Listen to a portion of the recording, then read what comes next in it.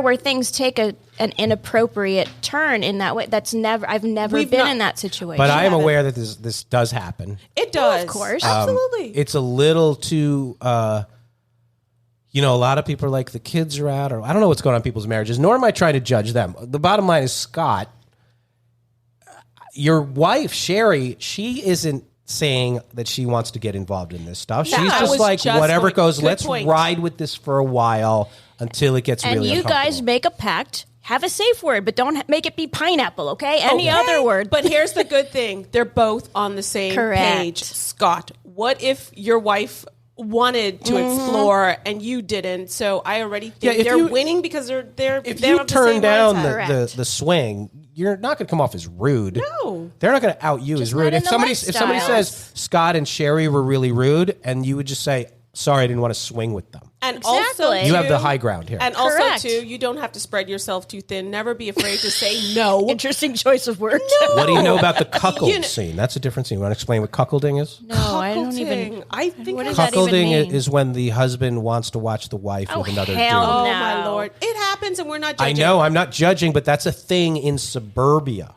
Yeah. Well, okay. Swinging is a thing in suburbia it on is. all levels. Look, I don't judge. Pretty vanilla. Okay, my freak number is low. Okay, all right. We have to bring, but guess what? Mr. McDonnell in. He's golden later, boo. Think about all of the old men here married to like 20-something-year-olds, 30-something-year-olds, and they may enjoy cuckolding because they can't. Yeah, because themselves. they can't please her, but she. Yeah, I agree. So, but no judging. No, we're not judging. I'm trying to say these are scenarios that happen. In suburbia, because I believe, and no judgment on suburbia tends to get a little more boring. Wait, are you saying it doesn't happen in cities? No, I think cities have other stimuli. I think it's more likely to happen. Like a lack of culture leads us to be sexual deviants. I think it's more likely to happen in the cul-de-sac. But everybody's so busy trying to like put on shows of, airs of being like the perfect Stepford Lily Pulitzer wife. You know, that's why it's so shocking. Like, ooh, and the pressure of families, and they do. So no judgments on the neighbors, no judgment on you and Scott. I think it's a legitimate concern. I think your obligation is to you, your fiance, your fiance's family, and your relationship first. If these people, take it to a place you don't want to go, I think your fiance will understand that. Yes, and exactly. if Sherry's like, I'm into this, then maybe you want to rethink the marriage before you get into it. Correct. If he's not into it. Yeah. Right. So we're going to get into more of these, but we got to take a quick break because we got to pay the bills around here. Can you help us get some sponsors for our show, please? Right after this. And we are back. I'm here with the Crazy Rich Neighbors podcast hostesses, goddesses, Tiffany McDonnell and Mia Ferosh. Hello, people. All right, number 3, letter 3. I gained about 20 pounds last year when we were locked down, and I didn't like the way it made me look and feel. So I've been on a serious fitness kick this year, and I've gotten in the best shape I have ever been in. Props. That's not the issue. The issue is that my boyfriend seems to resent the fact that I look amazing, and he's belittling my efforts and saying that I'm just doing that to attract other guys. Oh, Lord. He has never, ever been jealous before. What do you think this is really about? He actually brings home donuts all the time now, something he never did before, and something he knows is my weakness to try and get me out of this routine. How do I get him to understand this isn't about any guys, including him? It's really just about me. That's from Marissa in Park City, Utah. Lovely place. God, that's incredibly I've had a girlfriend do that to me. Like, that's alarming. She gave me a hard time to get in shape, and then when I did, she resented it. Well, my advice to Marissa is stay on the diet, lose another 200 pounds, and kick him to the curb. Because any good relationship, your partner is going to want you to be the best you can be. Yeah, and if he's jealous of your efforts to better yourself, he's not the dude. They're not married. This is a boyfriend. He's not the one for you. He should want you to be your healthiest, your happiest, your hottest. He should join you on that journey. Exactly. He should be your biggest cheerleader. That's the whole point of this, is to have a partner to go through life with. Because you know what? Hard shit is there a chance he's bringing home donuts as a reward for your hard work? No. He's trying to undermine her. Absolutely. He doesn't want her to be too good. But the thing about that's another insecurity issue, and make him look bad. Right. Yeah, but that's really, really sad. That's not You can do better. Because then what if she gets a higher paying job or elevates her education or what? Is he always going to be insecure? This is more than just the body insecurity, okay? That's right. This is alarming. You need a partner. Have you guys ever dated, and you're both very lovely, have you ever dated a guy where you were like, he's a lot hotter than me and I'm concerned? Did you ever have that? I think the very first guy I dated in New York City, I was 22, fresh out of college. He was gorgeous, but he was a dick. And it didn't work, obviously. But you know what? But were you concerned that he was good looking? I wasn't concerned. I mean, clearly you want him to be good looking, but that tends to... It is a slippery slope. That does tip the balance where sometimes that one partner is clearly better. But I wouldn't be like, here, let's, eat 10 pizzas, you know. I know, right? He was cute, but I knew he was cheating on me, and you know what? It was what it was. Oh, God. I dated a lot of, starving musicians, and I was always more ambitious than them and more focused, earned more money than them, but none of them ever tried to hold me back. Yeah. They just this is my bad. money and whatever. If your partner is not supporting your ambitious goals, whatever they are, exactly, they're out. This is happening to you, not this is happening for you, not to you. And good for you, gaining 20 pounds and then realizing, you know what, I'm gonna overcome. And a lot of people are doing things this year that maybe they didn't do last year, maybe they've never done before. It's sort of a wake up call. So, what is her name again? Sorry, Marissa. Yeah, you live your best life, boo. Absolutely, you can do better. Yeah, you can do better. Props for the 20 pounds because that is hard. It's really hard work. I know, 20, and good thing that you're not tempted by the donuts. So exactly. Say no to donuts. All right, next one. My girlfriend listens to your show every week. I listen sometimes. I do find it mildly amusing, but I'm only mentioning her listening because it means I have to change some of the names and facts so she doesn't know this is about us. Which makes this question sort of hard to ask without giving details because I think the details matter. Okay. Anyway, we both decided it's time for us to relocate somewhere different. We agree with what you've said about everybody moving at least 700 miles every 7 years. That's what I say. Not exactly those specs, but the philosophy we agree with. The issue is where we move to. Jobs aren't a factor. We both run online businesses and can work from anywhere. The problem is we are polar opposites as far as what is next for us. We have been living in a suburb. She really wants to move into a city, and I want to get as far out into nature as possible. We are to the point of breaking up over it, which I don't want to do, and I know you're probably going to say pick a compromise, but this place we are in now feels like a compromise, and it's not working for us. Undisclosed name in an undisclosed place with clearly made-up email address. You can't find us 134@msn.com. This is his email. He's even more secretive than you are. Yeah, he is. Oh, my God. That is a tough one. I think this that is could a be the end of the relationship road. vendor. I do.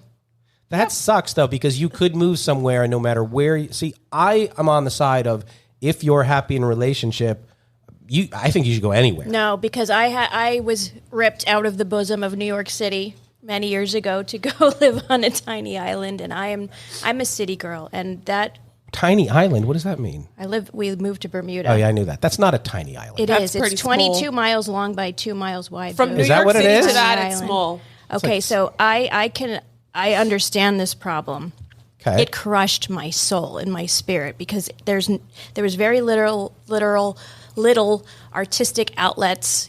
Certainly something like this would never be there. There's very little culture. There's no concerts. The movie theater sucked. I mean, and your career was pretty hot too. So you also left your career. I left my career, my friends, everything. And like I said, I was a city person. So I think this for them is a deal breaker. We were married. It's different. I don't think this couple's married. And when you're married and you have the breadwinner, you got to go where the breadwinner, goes. Bermuda whether it's bread. the You got to chase that Bermuda bread. The man or the woman. Yeah. But, you both have to be true to what makes you happy, and this might just be the sign that your relationship is run its course. So that's an extreme. And I guess he wants an extreme, too. He just wants out in the wilderness. Would it have made difference if you moved from New York City to, say, Chattanooga?